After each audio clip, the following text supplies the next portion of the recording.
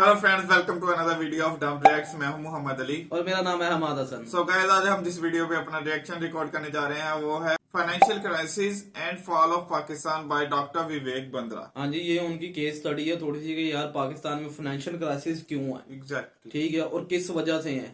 तो ये काफी फेमस भी हैं, डॉक्टर विवेक बंद्रा जो हैं वो इंडिया में काफी ज्यादा फेमस भी है as a business point of view से। और उसके अलावा जो लोग इंडिया के रहने वाले हैं और पाकिस्तान के फाइनेंशियल क्राइसिस को देखते रहते हैं, उनको पता होगा कि पाकिस्तान में आजकल जो है फाइनेंशियल क्राइसिस कैसे जा रहे हैं और किस तरह Pakistan day by day down की वर्ड जा रहा है। तो चलो देखते हैं इस वीडियो में कि यार डॉक्टर विवेक बंद्रा ने ऐसी क्या बात की है जिसमें ये भाईजान उन्होंने बताया है कि यार फाइनेंशियल क्राइसिस क्या है पाकिस्तान के, क्या ये बातें सच है। चले इस वीडियो में देखते हैं। सो गाइस, चलिए चलते हैं अपनी वीडियो की तरफ, लेकिन आप उससे पहले हमारे चैनल को लाइक, सब्सक्राइब और शेयर जरूर कर दें और बेल आइकन के बटन को दबाना मत भूलिएगा। बिल्कुल, और हमें नीचे कमेंट सेक्शन में जरूर सजेस्ट करें ऐसे ही मजीद इंटरेस्टिंग वीडियोस के लिए, ताकि हम आपके साथ यूं ही शेयर करते रहें। चलिए चलते हैं अपनी वीडियो की तरफ। जो पाकिस्तान की इकोनॉमी है वो अंडर क्राइसिस है। Do you think it will affect India? Pakistan का कंपैरिजन भारत के साथ नहीं किया जा सकता, श्रीलंका, घाना, नाइजीरिया के साथ किया जा सकता है, क्योंकि उनसे भी आगे निकल गए हैं। पाकिस्तान के जो प्राइम मिनिस्टर है ना, शहबाज शरीफ, वो कहते हैं आज हम किसी दोस्त मुल्क को अगर फोन भी करते हैं तो उनको ऐसा लगता है कि हम उनसे भीख मांगने आ रहे हैं। जितनी इनकी कमाई है उसका 50% ये EMI भी नहीं, इंटरेस्ट चुकाने में लगा देते हैं। आज पाकिस्तानी रुपये 275 रुपए डॉलर का है, हमारा रुपये 81 रुपए डॉलर का है। प्रिय पाकिस्तान, हमारी छोड़ो, अपना रखो ख्याल। गाड़ी में पेट्रोल भरवाने के लिए भी बेचनी पड़ सकती है आपको किडनी, अगर ऐसा ही रहा आपका हाल। बिजनेस की फील्ड में इंटरेस्ट है तो ये नामुमकिन है कि आपने डॉक्टर विवेक बिंद्रा का नाम नहीं सुना होगा। India's top business coach and motivational speaker is here with us today on TV9 Bharatvarsh. Welcome, Vivek. धन्यवाद, thank you very much Divya Kochar ji. Vivek ji, you are a business coach and you understand money matters very well. तो इसी से related एक सवाल है मेरा आपके लिए कि जो पाकिस्तान की इकोनॉमी है वो अंडर क्राइसिस है, तो what you think, what went wrong for them and do you think it will affect India? Affect India तो हाँ, नेचुरली कुछ अफेक्ट तो इंडिया को करेगा, क्योंकि अब पाकिस्तान जब ज़्यादा कमज़ोर होगा, जैसे कि यूएस से अब हट करके चाइना का वहाँ पे इंटरवेंशन बढ़ा है। चाइना आज अपना 30% आर्म्स का सप्लाई एक्सपोर्ट वहीं कर रहा है। पाकिस्तान का मैक्सिमम एम्यूनेशन सारा चाइना से आ रहा है। पाकिस्तान जितना कमज़ोर होगा, चाइना वहाँ पे उसको और ज़्यादा मजबूती से और अंदर प्रवेश कर जाएगा और उनको पैसा देगा और कर्जे के ट्रैप में फंसाएगा और पूरी की पूरी इकोनॉमी को कंट्रोल करेगा चाइना पाकिस्तान की, जैसे उन्होंने श्रीलंका के साथ में किया। तो वो हमारे को तो इम्पैक्ट करेगा जब चारों तरफ से हमारे दुश्मन बढ़ते हैं। वैसे पक्का ये आपने पूछा पाकिस्तान के विषय में, पाक ने कटवाई अपनी नाक। उसका नाम अब पाकिस्तान नहीं, राखिस्तान या राख, यानी कि राखिस्तान या खाकिस्तान, खाक हो जाना चाहिए। क्योंकि इस समय मैं सबसे पहले कहना चाहता हूँ, पाकिस्तान का कंपैरिजन भारत के साथ नहीं किया जा सकता, श्रीलंका, घाना, नाइजीरिया के साथ किया जा सकता है, क्योंकि उनसे भी आगे निकल गए हैं। पाकिस्तान में लाखों लोग मेरे वीडियो देखते हैं, मैं नहीं चाहूंगा पाकिस्तान डूब जाए, पर एक बार किसी ने, मैं चुटकुले से समझाता हूं आपको, कि सोनू नाम का एक लड़का था, उसने पूछा एशिया का सबसे अमीर देश कौन है, तो मोनू ने उसे कहा कि पाकिस्तान सबसे अमीर है। तो सोनू ने पूछा ऐसा क्यों, तो मोनू बोला यार क्योंकि वो 300 रुपए किलो चावल खाते हैं, 500 रुपए किलो टमाटर खाते हैं, 250 रुपए के लीटर पेट्रोल डलवाते हैं और जो है दूध भी पीते हैं 300 रुपए लीटर।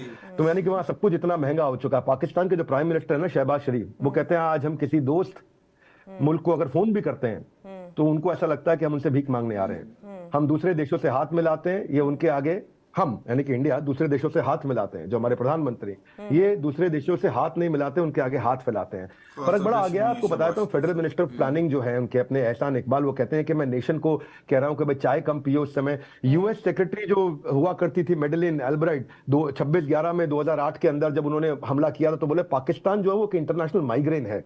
और आज 2008 से 15 साल के बाद आज भी ये बात उतनी ही सच है, क्योंकि इतनी अनस्टेबल गवर्नमेंट रही, एक्सट्रीम करप्शन रहा है वहां पे। पाकिस्तान की सबसे बड़ी दिक्कत क्या है, सोचो, सबसे बड़ी दिक्कत पाकिस्तान की है कि वो डिटर्जेंट की ऐड आती थी, तुम्हारी कमीज मेरी कमीज से सफेद कैसे। ये अपने गिरेबान में मत झांको, हिंदुस्तान को कैसे बर्बाद करे, बस इसी की राह ताको। इसीलिए खुद के पैरों पे खड़े होने से ज्यादा उन्होंने सारा ध्यान भारत के पैरों को कमजोर करने पे लगाया। पाकिस्तान अपने पांव गंवा चुका है। कोई भी देश अपने इकोनॉमिक पावर को मजबूत करे, उससे मिलिट्री पावर मजबूत होती है। ये उल्टा चलते हैं, ये मिलिट्री पावर को मजबूत करते हैं, इकोनॉमिक पावर को मजबूत नहीं करते। देखो मैं आपको समझा देता हूं, वैसे देवी जी आप समझो दिव्या, कि मिलिट्री सपोर्ट को आप खरीद सकते हो, इकोनॉमिक सपोर्ट खरीद नहीं सकते, वो उधार लेना पड़ता है। दोबारा समझाता हूं, आप आप जो है आप तीनों तरह की जो आपकी सेना होती है, जल वायु थल, तीनों प्रकार की सेना जो है उसको आप खरीद सकते हो बाजार से, पूरी दुनिया से, लेकिन पैसा आप खरीद नहीं सकते, पैसा उधार लेना पड़ता है। तो ये आज दिक्कत क्या है कि इनको पैसे से अगर ये मजबूत हो जाते हैं तो दुनिया से आर्म्स खरीदते हैं, ये आर्म्स खरीदने में पैसा लगाते हैं, पैसा दूसरों से उधार लेना पड़ता है। ये हमारा हमसाया मुल्क है पर दूसरों के पैसों पे जीता आया है, हमसाया मुल्क है, दूसरों के पैसों पे जीता आया है, कभी चीन, कभी अमेरिका, कभी IMF, और उसका इस्तेमाल भी अपने विकास की जगह दुनिया को नाश करने में लगाता आया है और दूसरों के पैसों पे जीता है। जो पी है ना पाकिस्तान में, वो ऐसा है दिव्या, समझो परेशान पड़ोसी, वो है पी। पाकिस्तान का पी है परेशान पड़ोसी।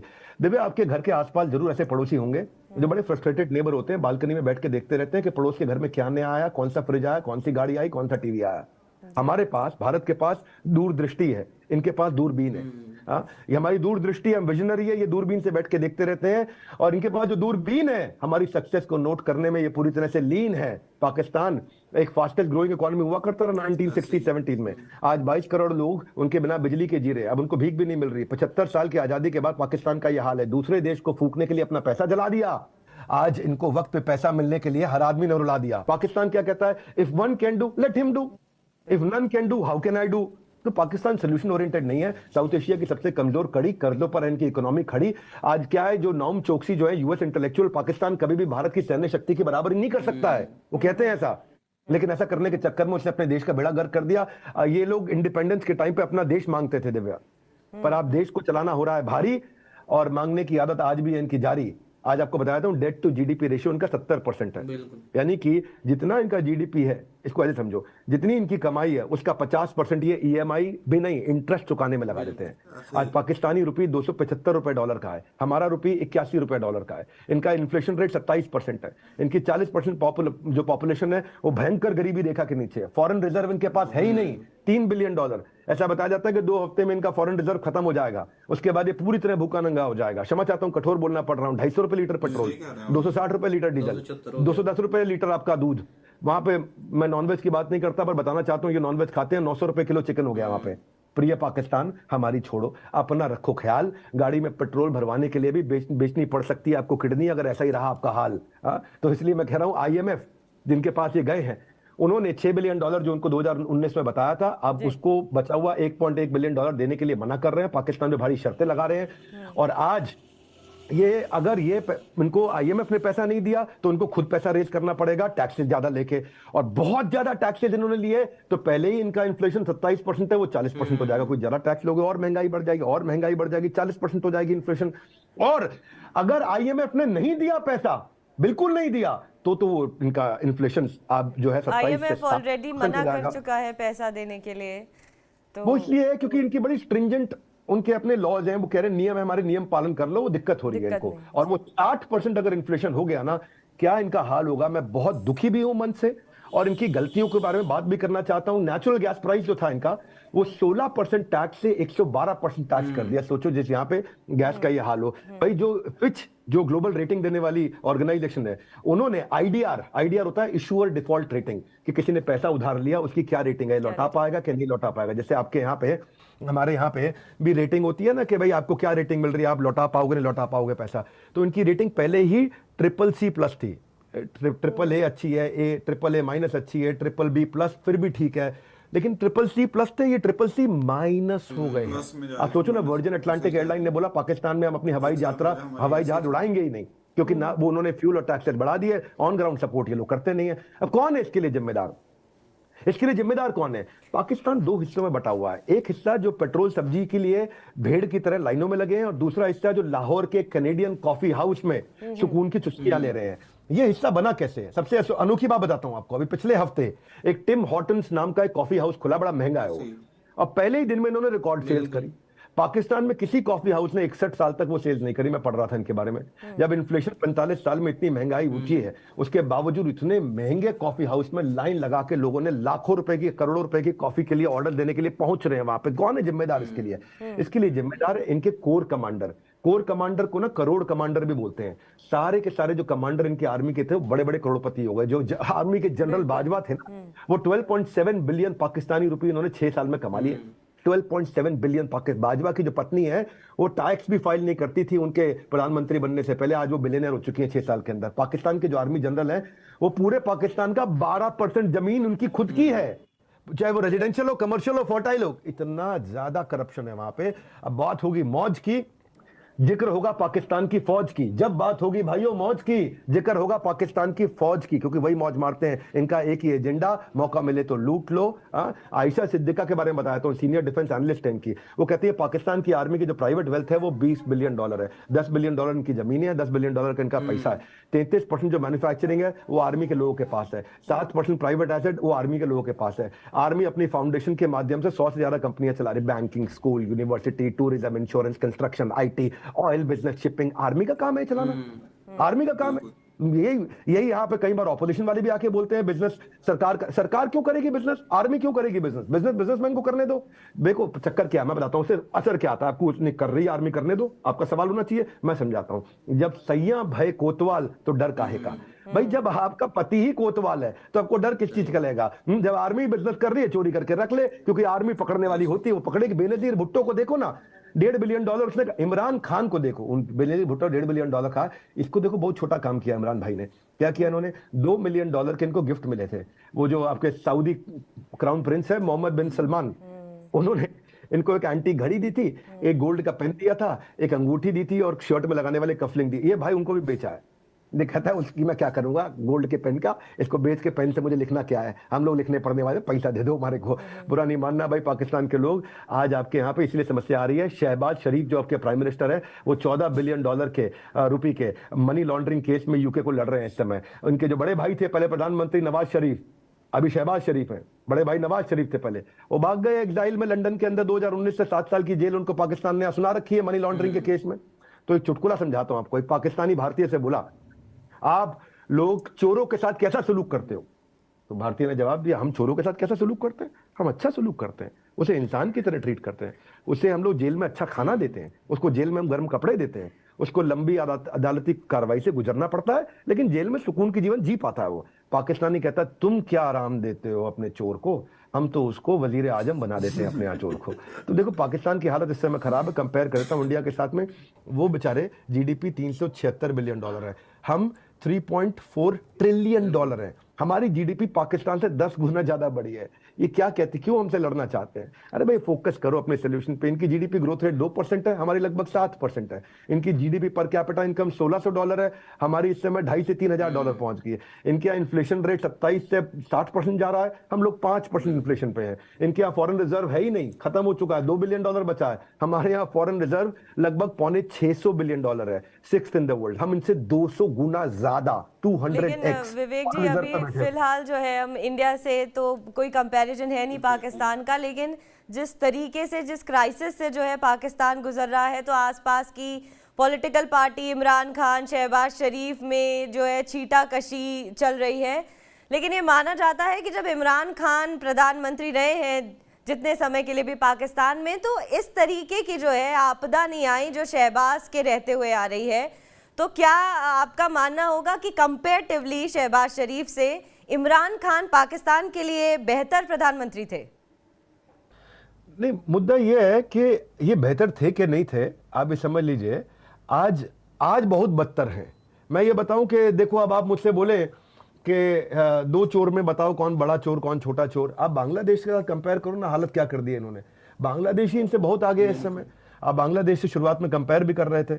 आप सोचिए ना, आज पता है समस्या क्या है। आज समस्या ये है कि आज भारत की तरफ पूरी दुनिया देख रही है रशिया और यूक्रेन कॉन्फ्लिक्ट में कि हम रिजॉल्व कराएं। भारत दूसरा सबसे बड़ा डोनर बन चुका है लोगों को गरीबी से, तकलीफों से बाहर निकालने के लिए दुनिया के अंदर। $70 बिलियन हमने आज इंडिपेंडेंस से अब तक दूसरे गरीब देशों को दान किया है। और इनको देख लो, $70 बिलियन छोड़ो, इनको कोई $7 बिलियन, कोई $1 बिलियन भी IMF देने को तैयार नहीं है।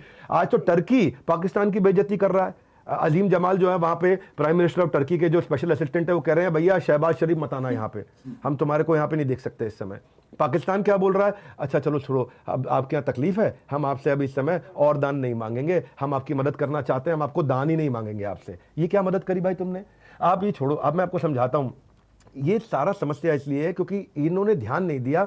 ये पाकिस्तान एम्बेसडर जो चाइना के, वो बोलते हैं कि हमारा चाइना से जो रिश्ता है वो पहाड़ों से ऊंचा है, वो समुंदर से गहरा है, वो स्टील से मजबूत है, वो स्वीटर देन हनी है। तो चाणक्य पंडित ने कहा था एनिमीज एनिमीज अ फ्रेंड, दुश्मन का दुश्मन दोस्त होता है। उसी चक्कर में चले गए क्योंकि चाइना इनको कश्मीर पर सपोर्ट करता है। यूएनएससी में जब इंडिया आकर के कोई रेजोल्यूशन पास करने की कोशिश करता है, वो वीटो पावर के साथ में टेररिस्ट जो ऑपरेट कर रहे हैं पाकिस्तान में नॉकडाउन कर देता है, क्योंकि चाइना के पास वो पावर है इस समय, तो वहाँ उसको सपोर्ट करता है। और पाकिस्तान लगा हुआ है कि भाई मैं आपकी पीठ खुजाऊंगा, आप मेरी पीठ खुजाओ, तुम्हें तिब्बत और ताइवान हम वहां पे तुम्हारा सपोर्ट करेंगे। तो पाकिस्तान के लिए बेसिकली इंपॉर्टेंट क्यों है चाइना? क्योंकि वो अमेरिकन इन्फ्लुएंस को काउंटर करने में मदद कर रहा है। चाइना जो आज 72% पाकिस्तान की आर्म्स की डिमांड पूरी कर रहा है। 47% चाइना के जो आर्म्स है वो पाकिस्तान को एक्सपोर्ट कर रहा है। बाकी पूरी दुनिया को 53%, केवल पाकिस्तान को 47% आर्म्स दे रहा है इस समय। तो अमेरिका जब अफगानिस्तान से बाहर हुआ था ना, जब जिस समय अफगानिस्तान से बाहर हुआ तो चाइना को लगा अब अमेरिका घुसना नहीं चाहिए, इसलिए चाइना वहां घुस गया। और ये लोग मिल करके सोचते हैं कि ये इंडिया को तंग करेंगे, चाइना का इन्फ्लुएंस यहाँ बढ़े, यूएस की पावर अथॉरिटी कम हो जाए। और फिर उसको चाइना को ये भी लगता है भाई मेरी ग्लोबल इमेज अच्छी होती है दुनिया के सामने, मैं खुद को अच्छा दिखा रहा हूँ कि भाई मैंने तो वीकर कंट्री की मदद करी है, पाकिस्तान तो गरीब देश है, माँ की मदद कर रहा है। बहुत बुरा हाल है पाकिस्तान में, इसीलिए चाइना उसका फायदा उठा रहा है। 9/11 के बाद, ओसामा बिन लादेन के बाद में यूएस और पाकिस्तान के रिलेशनशिप खराब हुए थे। तो चाइना भी जो है कर्ज नहीं दे रहा है पाकिस्तान को, क्योंकि शहबाज शरीफ जब से आए हैं तब से अमेरिका से जो है उनके रिश्ते वो बनाने में लगे हुए हैं, और इस चक्कर में जो है चाइना ने भी एक टर्न ले लिया है। और इस वक्त चाइना भी पाकिस्तान की आर्थिक मदद नहीं कर रहा है, सऊदी अरब नहीं कर रहा है, कोई अभी कर्ज देने के लिए तैयार नहीं है। एक पिक्चर आपने देखी थी, हेरा फेरी थी, कौन सी थी, कहता है बाबूराव का स्टाइल है।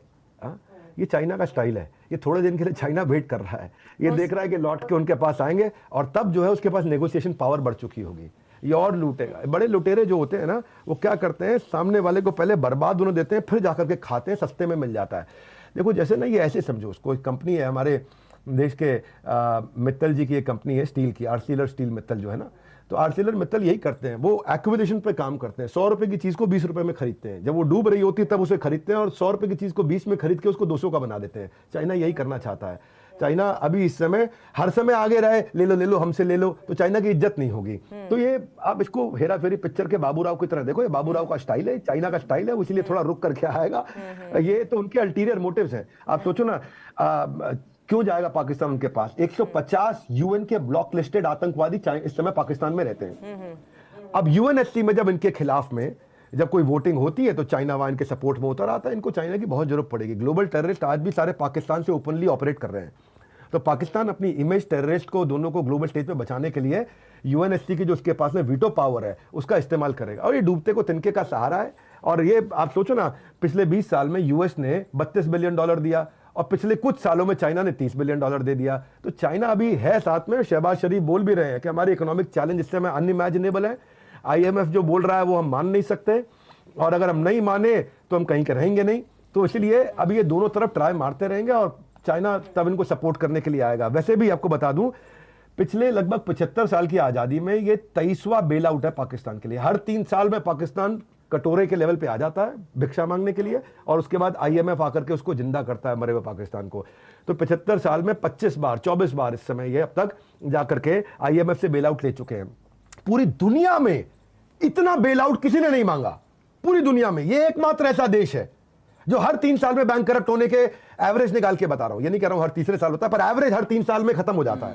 सऊदी अरेबिया से ये कोशिश कर रहे हैं अभी 4 बिलियन के लिए, UAE से कोशिश कर रहे हैं 1 बिलियन के लिए, और चाइना को ये 1.5 बिलियन के लिए रिक्वेस्ट कर चुके हैं। 1 बिलियन के आसपास IMF से भी ट्राई कर रहे हैं। अब देखो आगे क्या होता है। इंडिया के साथ में, मैं समराइज कर देता हूं, इंडिया के साथ में पाकिस्तान का कमजोर होना, साउथ एशिया और पाकिस्तान पर चीन की पकड़ और ज्यादा मजबूत बना देना है। जितना ज्यादा इंडिया ये कमजोर होगा, चीन और अंदर घुसेगा। IMF बेल आउट नहीं करेगी, चीन फिर से हीरो बनेगा, पाकिस्तान का इस्तेमाल करके भारत को घेरने में लगेगा। इंडिया के 2 पड़ोसी श्रीलंका और पाकिस्तान दोनों कमजोर, तो सार्क और ज्यादा कमजोर, तो चाइना और अंदर घुसता है। और पाकिस्तान के लिए अगर आप मुझसे पूछे सुझाव क्या है, सुझाव ये है कि पाकिस्तान को अपनी इकोनॉमी में भरोसा देने के लिए एंटरप्रेन्योर्स को आगे बढ़ाना चाहिए। शॉर्ट टर्म, लॉन्ग टर्म दोनों पे काम करना चाहिए। शॉर्ट टर्म में मतलब IMF और चाइना से पैसा उठाए, और लॉन्ग टर्म में रीस्ट्रक्चर करे एनर्जी स्ट्रक्चर सेक्टर को, कैश की इकोनॉमी को बंद करें। जो कच्चे के धंधे चल रहे हैं, इनके यहाँ सारे काम कच्चे में हो रहे हैं, मनी सर्कुलेशन के, उसको बंद करें। टेररिज्म को रोके। 20% इनकी GDP कच्चे में चल रही है, और स्ट्रेटेजिक लोकेशन है भाई, इनकी लोकेशन बहुत अच्छी है देवी जी। ये साउथ एशिया, सेंट्रल एशिया और वेस्ट एशिया के बिल्कुल बीच में बैठे हैं, रीजनल इकोनॉमिक हब है ये। अगर वहां इंफ्रा अच्छा कर दें और ग्लोबल ट्रांसपोर्टेशन के लिए इंफ्रा अच्छा कर दें, सड़कें बनाए जहां से क्रॉस बॉर्डर ट्रांसपोर्टेशन और बिजनेस अच्छा हो, तो और रेवेन्यू जनरेट करेंगे। एक्सपोर्ट इनके हो नहीं रहा, उसको कराएं ये, जिसके कारण खत्म हो गया। लेकिन जिस तरीके का टेररिज्म बढ़ रहा है, अब तो इनके साथ वो सिलसिला हो गया है स्नेक्स इन द बैकयार्ड। तो जो है टीटीपी से लेके सारे इनके उल्टे हो चुके हैं। तो इस दौर पे ना तो कोई बड़ी कंपनियां पाकिस्तान में इन्वेस्ट करना चाहती हैं, ना अगर आप खिलाड़ियों की बात करें तो वो पाकिस्तान में जाके खेलना चाहते हैं। तो ये भी एक जो है बहुत बड़ा डार्क साइड है पाकिस्तान का, कि अगर वो चाहें भी तो जो निवेशक हैं वो आने से कतराएंगे जिस तरीके का। बिल्कुल नहीं आएंगे, बिल्कुल नहीं आएंगे। दिव्या, आपने बिल्कुल ठीक बोला। इस सब ना लीडरशिप पर डिपेंड करता है। जब लीडरशिप मजबूत होती है तो चीजें अच्छी होती है, लॉन्ग टर्म होती है।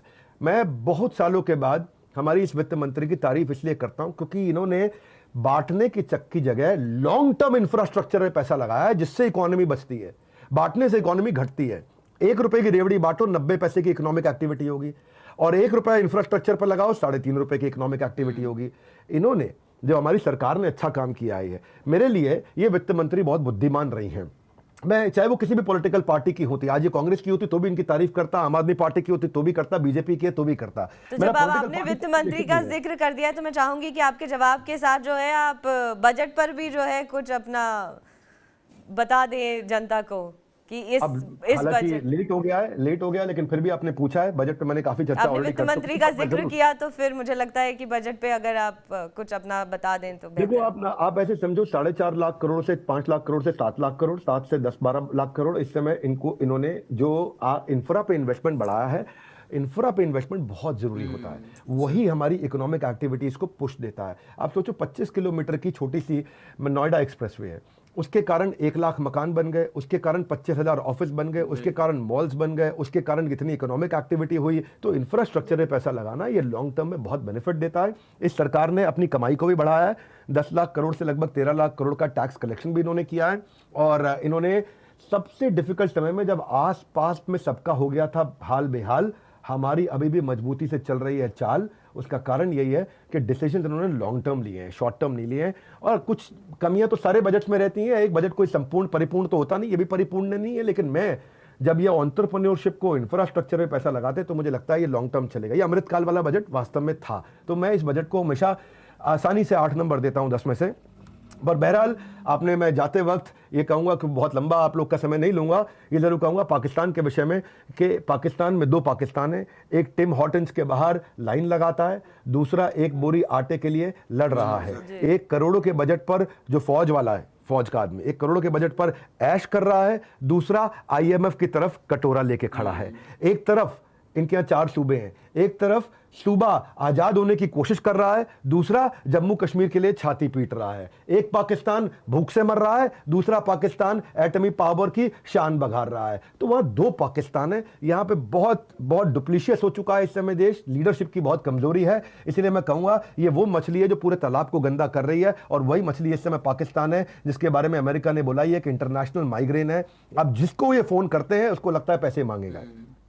ऐसा होता है जब कहीं रिश्तेदार भी दूर कर लेते हैं सारे रिश्ते, जब समझ में आता सामने वाला तकलीफ में है, इसका फोन आया पैसा मांगेगा। दोस्त भी जब नौकरी चली जाती है, लगता है इसका फोन आया पैसा मांगेगा, फोन उठाना बंद कर देते हैं। इसी तरह दुनिया ने इनका फोन उठाना बंद कर दिया। मैं यही कहूंगा कि इनको लॉन्ग टर्म सोल्यूशंस पे काम करना चाहिए।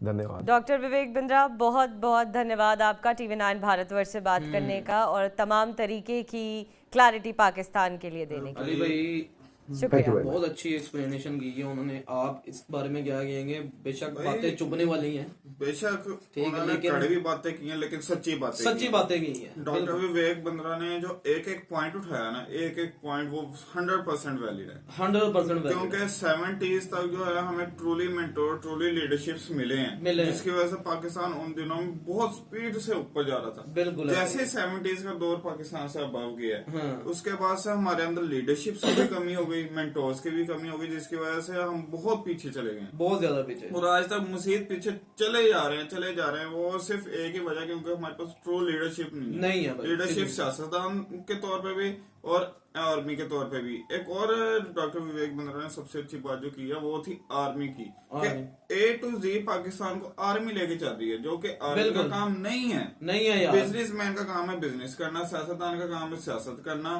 और आर्मी का काम है बॉर्डर्स की हिफाजत करना और मुल्क की हिफाजत करना। मुल्क की हिफाजत करना। यहाँ पे आर्मी ही सब कुछ लेके चल रही है, बाकी सारे अपने आप में झोलियां लेके बैठे हुए आर्मी के आगे और दुनिया के आगे कि भाई हमें भी दे दो, हमें भी दे दो। हम भी बैठे हुए हम भी आर्मी बैठे के अलावा, और जो एक- बहुत गलत बात है। अगर पाकिस्तान में आज भी कोई ट्रू लीडरशिप आ जाए तो पाकिस्तान इस वक्त तो बुरे हालात में है, लेकिन अब ऊपर जाने के लिए इसे बहुत ज्यादा फाइनेंशियल क्राइसिस का सामना करना पड़ेगा और बहुत ज्यादा मुश्किल हालात का भी सामना करना पड़ेगा, फिर ये पाकिस्तान आहिस्ता आहिस्ता ऊपर जाएगा। अब हम जिस तरह डॉक्टर विवेक बंद्रा ने कहा, हमें शॉर्ट टर्म काम तो करने ही चाहिए, लेकिन ज्यादा फोकस करना चाहिए long term. Long term. Short term इसलिए क्योंकि हमारी सर्वाइवल के लिए जरूरी है। बिल्कुल सही बात है। लॉन्ग टर्म इसलिए कि हमारी आने वाली नस्लें जो हैं वो सुख का सांस इजीली ले सकें। बिल्कुल सही बात है। तो ये सारी बातें और अली जो भाई है ना, बहुत एक ज्यादा- बात और भी इन्होंने बहुत अच्छी की है कि आप अपनी इंफ्रास्ट्रक्चर को बेहतर बनाएं। ठीक है, इंफ्रास्ट्रक्चर जैसे कि आप देख रहे हैं कि ये नोएडा एक्सप्रेस वे की बात हो रही है, दिल्ली मुंबई एक्सप्रेस वे की बात हो आप रही है। देखें ना, इंफ्रास्ट्रक्चर आपका अच्छा होगा तो वर्ल्ड के जितने भी टॉप क्लास आपके बिजनेसमैन हैं वो सारे पाकिस्तान आएंगे इन्वेस्ट करने। बिल्कुल ऐसे ही है। वो सिर्फ इंफ्रास्ट्रक्चर ही मुल्क का बेहतर ना हो, दो चीजें बड़ी मैटर कर रही होती हैं, एक आपका इंफ्रास्ट्रक्चर और एक आपका होता है इंसाफ का निजाम। बिल्कुल ऐसे अगर ही। ये दो चीजें आपके मुल्क की अच्छी है ना, आपका मुल्क ऊपर जा सकता है। अगर बिल्कुल। इन दोनों में से एक चीज है एक चीज नहीं है हम्म। तो वो नहीं हो सकता। वो जिस तरह कहते हैं ना, ताली दो हाथ से बजती है, समझ लें एक ताली, एक हाथ जो है वो आपका इंफ्रास्ट्रक्चर है, दूसरा हाथ आपका इंसाफ है। बिल्कुल सही बात अगर ये दोनों ठीक है तो आपकी ताली बजनी है। बिल्कुल ऐसे ही। सिर्फ एक हाथ से आप उठा के हाथ हिला नहीं सकते आप, बेशक ऐसे ही। क्योंकि बेशक। उससे आपकी क्लैपिंग की आवाज नहीं आएगी। बिल्कुल बहुत अच्छी ये बात की दोनों है भाई आपने। चीजें बहुत जरूरी करती बहुत हैं, जरूरी। बहुत अहम है। तो गाइस ये थी आज की हमारी वीडियो। अगर अच्छी लगी है तो प्लीज हमारे चैनल को लाइक सब्सक्राइब और शेयर जरूर कर दें। और बेल आइकन के बटन को दबाना मत भूलिएगा। सो गाइस मिलते हैं अपनी नेक्स्ट वीडियो में, तब तक के लिए अल्लाह अल्लाह हाफिज।